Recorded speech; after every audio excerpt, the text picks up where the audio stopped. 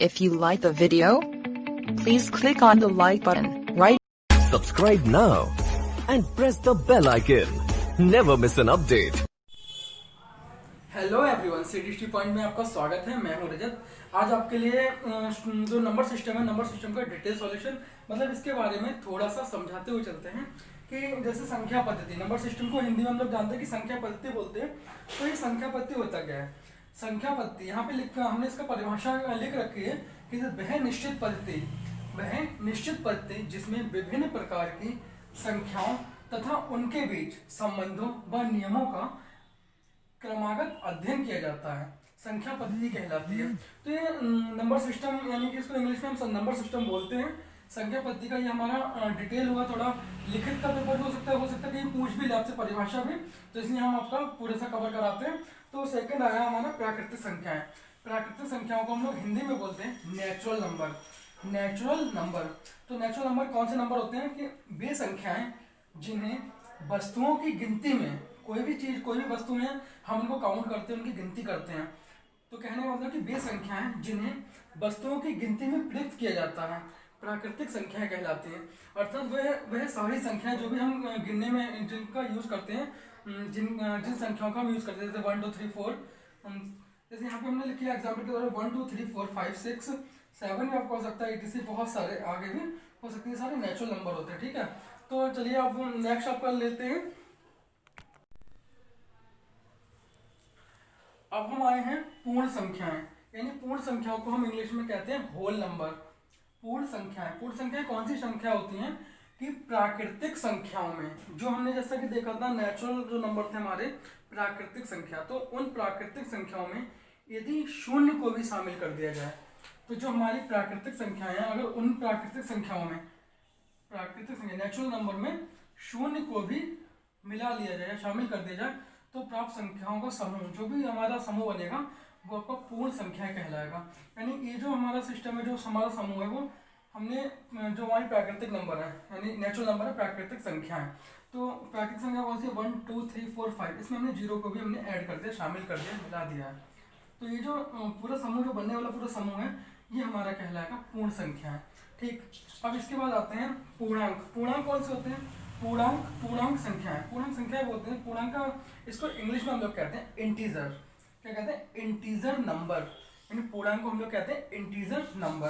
ठीक है, इसको याद रखेंगे, क्योंकि हिंदी में भी इंटीजर बोल देते हैं, और मतलब बोलते तो वैसे पूर्णांक ही हैं, लेकिन कभी कभी पेपर को थोड़ा मॉडरेट टाइप में बनाने के लिए हिंदी के पेपर में भी इंटीजर लिख देते हैं कि इंटीजर संख्या कौन सी है, ऐसा इंटीजर नंबर कौन सी है, तो वो भी इंटीजर लिख के आता है, ऐसे इस टाइप से इंटीजर, ऐसा कुछ लिख देगा। ठीक है, इंटीजर, तो फिर वहाँ पे थोड़ा कंफ्यूजन हो जाएगा।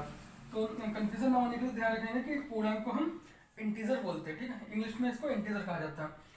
तो पूर्णांक क्या होता है? तो पूर्ण संख्या हमारी कौन सी? जीरो से लेकर लास्ट तक जीरो उसमें ऐड होता है, किसमें? प्राकृतिक संख्याओं में। अब आता है इंटीजर। तो पूर्ण संख्याएं, ये हमारी पूर्ण संख्या में धनात्मक होता है पॉजिटिव, तथा ऋणात्मक होता है माइनस, ये नेगेटिव। पूर्ण संख्याओं में धनात्मक तथा ऋणात्मक संख्याओं को शामिल करने पर, इन दोनों संख्याओं को शामिल करने पर प्राप्त संख्याएं, जो भी संख्या हमारी प्राप्त हो रही हैं, वो हमारी पूर्णांक कहलाती हैं, यानी इंटीजर कहलाती हैं। ठीक, उन्हें हम इंटीजर नंबर बोलते हैं, पूर्णांक संख्याएं बोलते हैं। जैसे हमने यहाँ पे एग्जाम्पल लिखा है -6, ये हमारा जीरो रहा। जीरो से जब राइट में चलते हैं पॉजिटिव, 1 2 3 4 5, ये हमारा 1 2 3 4 5 6 ये है, इसके आगे भी जा सकते हैं। तो ये हमारा क्या हो जाएगा? धनात्मक पूर्णांक, यानी कि पॉजिटिव इंटीजर। इसे हम पॉजिटिव इंटीजर बोलते हैं, या फिर यहाँ पे हम बोल सकते हैं इसको, ये जो समूह, ये वाला जो प्लस का आ रहा है, धनात्मक पूर्णांक।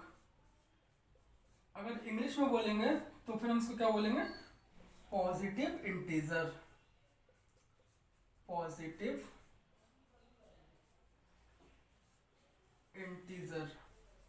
ठीक, और ये जो हमारा माइनस का है, -1 -2 -3 -4 -5, और आगे भी जा सकता है, -6 -7 -8।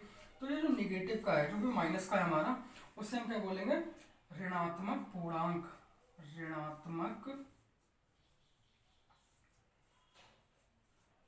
ऋणात्मक पूर्णांक, यानी इसे इंग्लिश में क्या बोलेंगे, निगेटिव इंटीजर।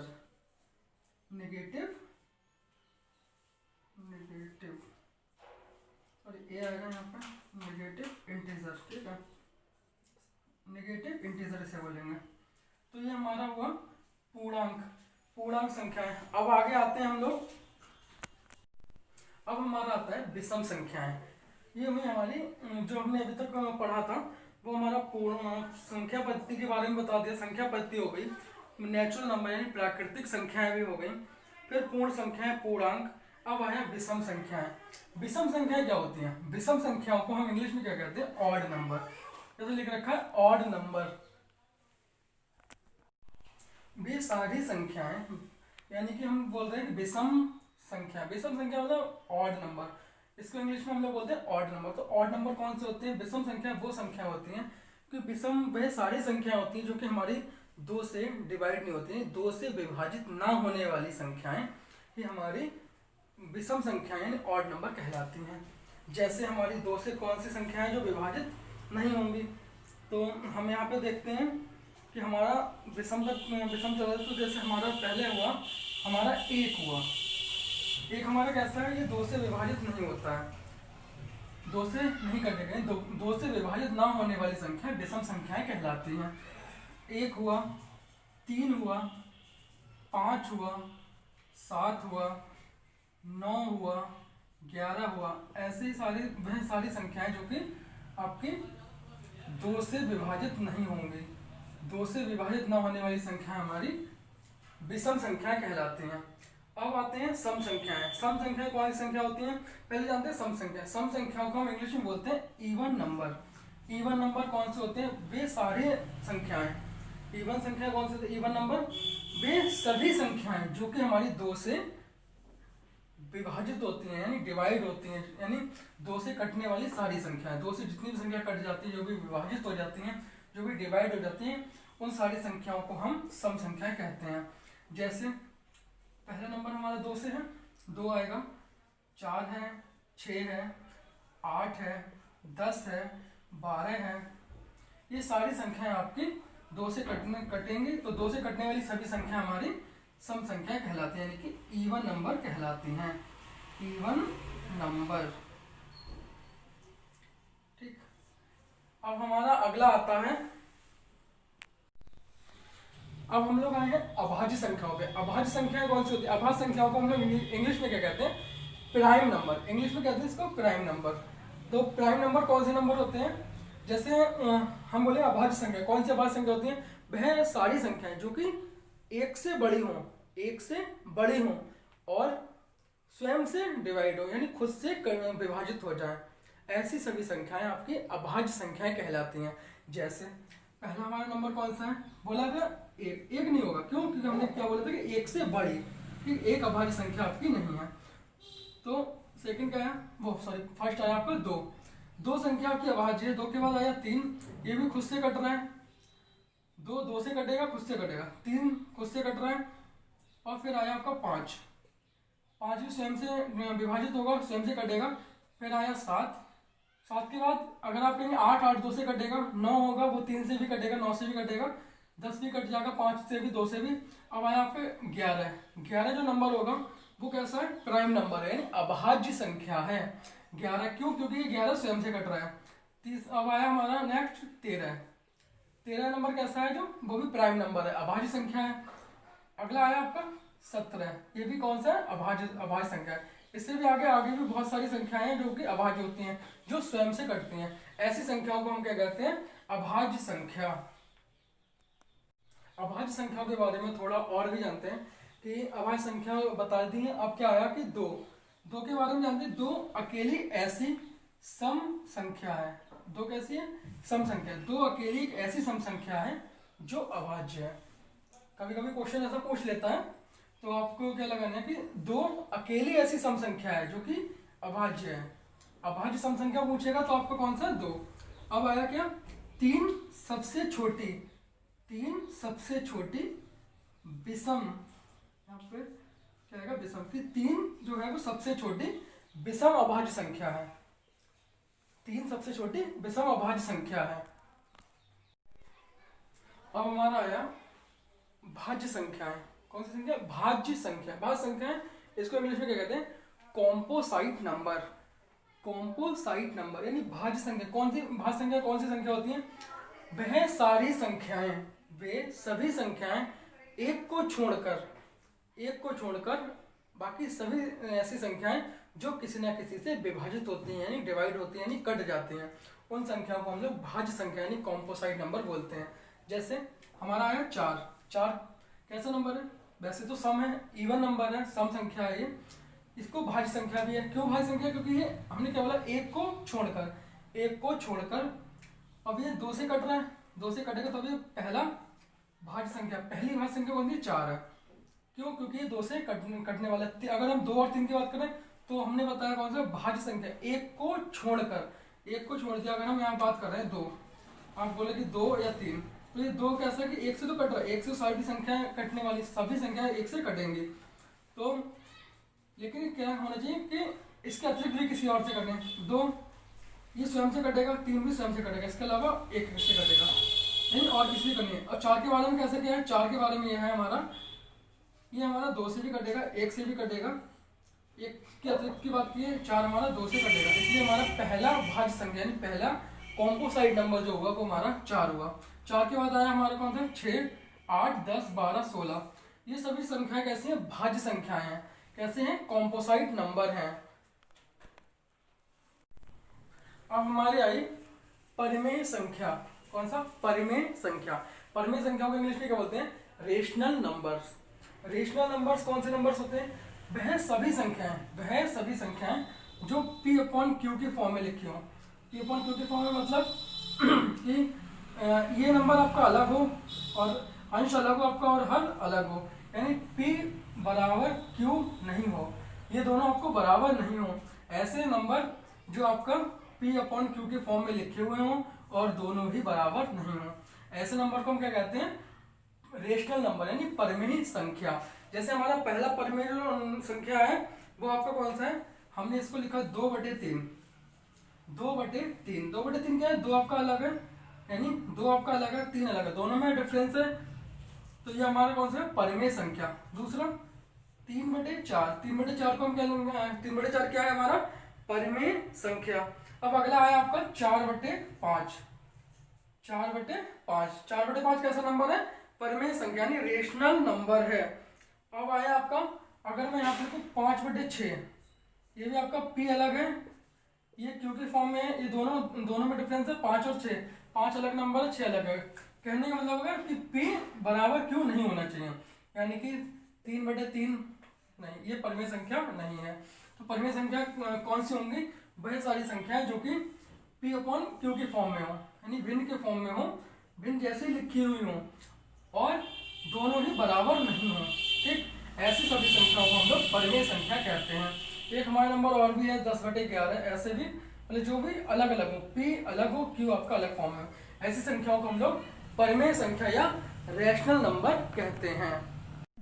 वह अब आया हमारा नया टॉपिक है, मतलब नया जो है अपरिमेय संख्या, इरेशनल नंबर। अपरिमेय संख्या कौन सा होता है, अपरिमेय संख्या को हम लोग इंग्लिश में कहते हैं इरेशनल नंबर।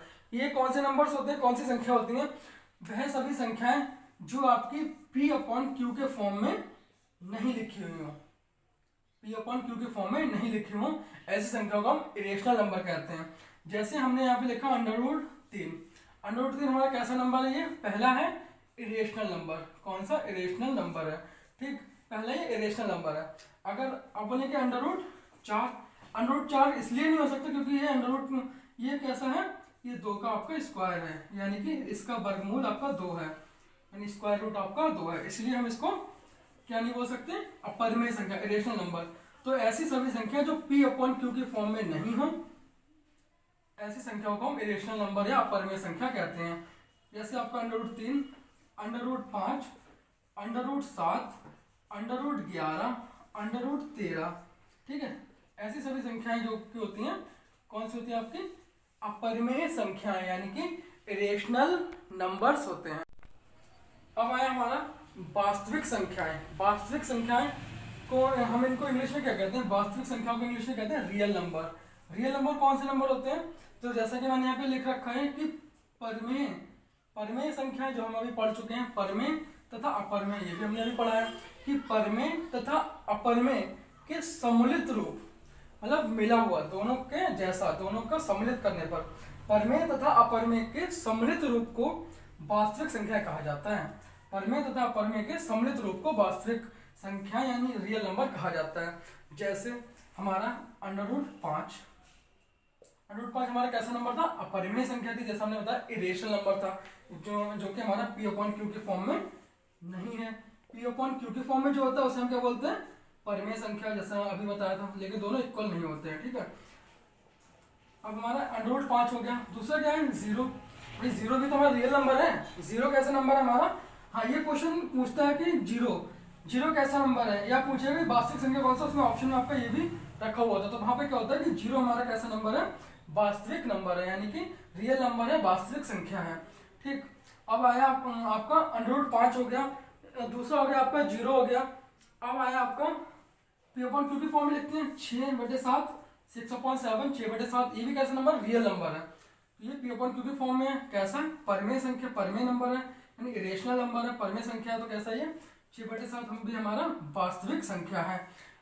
कैसी संख्या है ये, वास्तविक संख्या है।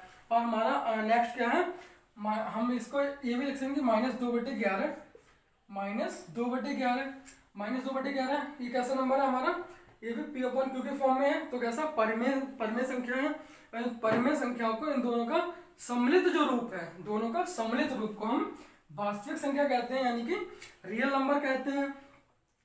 तो इससे भी आगे बहुत सारे हो सकते हैं, ऐसे बहुत सारे ऐसे नंबर हैं जो कि हमारे वास्तविक संख्या हैं। तो जैसे कि आज हमने नंबर सिस्टम की ये क्लास कंप्लीट कराई है, बेसिक से शुरुआत की है आज, बेसिक से ही, और इससे आगे भी हम लोग जानते हैं, और भी बेसिक फिलहाल तो आपको डिटेल में ही करा रहे हैं सारा कवर। और चलिए नेक्स्ट क्लास के लिए, तब तक के लिए थैंक यू सो मच। और हमारे चैनल को सब्सक्राइब कीजिए, लाइक कीजिए, और हमारी वीडियो को ज़्यादा से ज़्यादा शेयर कीजिए। तब तक के लिए धन्यवाद, मिलते हैं नेक्स्ट किसी वीडियो में, thank you. If you like the video, please click on the like button, write a comment, and subscribe to my channel.